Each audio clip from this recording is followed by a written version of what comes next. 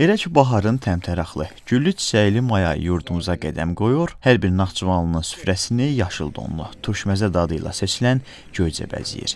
Ümummilli lider Heydər Əliyevin də xüsusi rəğbət bəslədiyi, Muxtar Respublikanın brendinə çevrilən bu nemətin yetişdirilmə ənənələri qədim dövrlərə gedib çıxır. Bu gün demək olar ki, hər həyətdə ən azı 2-3 Göyçə ağacına rast gəlmək mümkündür.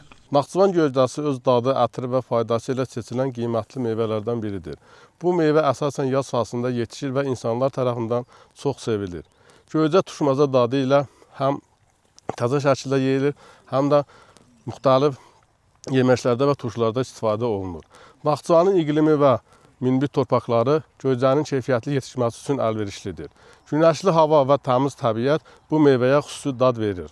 Göyçə yetişdirən təsərrüfatçılardan biri də Vasif Cəfərovdur. Onunla söhbətimiz zəhmətinin bəhrəsi olan 4 hektara yaxın ərazi ilə əhatə edilən bağında baş tutdu.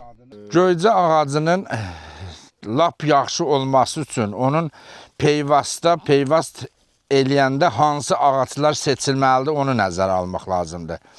Demək olar ki, hər ağaca vurulan göyçə dadı vermir.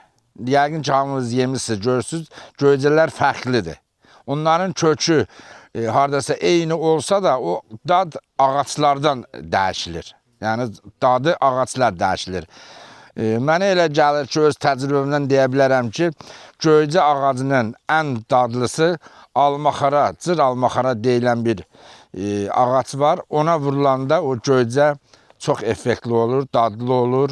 Görünən odur ki, Naxçıvan göyçəsinin şöhrəti hələ uzun illər ölkə hüdudlarını aşaraq bu qədim diyarın adını yaşatmağa davam edəcək. Bu mənzərə eyni zamanda ölkədə aqrar sektorunun inkişafına yönələn dövlət siyasətinin praktik nəticələrini daha aydın şəkildə göstərir. Prezident İlham Əliyevin kənd təsərrüfatı məsələlərinə əsr olunmuş müşavirədə kənd təsərrüfatının, xüsusilə də intensiv bağçılığın inkişafı ilə bağlı verdiyi tapşırıqlar, müasir yanaşmaların tətbiqi və yerli istehsalın stimullaşdırılması bu kimi ənənəvi məhsulların qorunub saxlanılmasına və daha da inkişaf etdirilməsinə geniş imkanlar yaradır.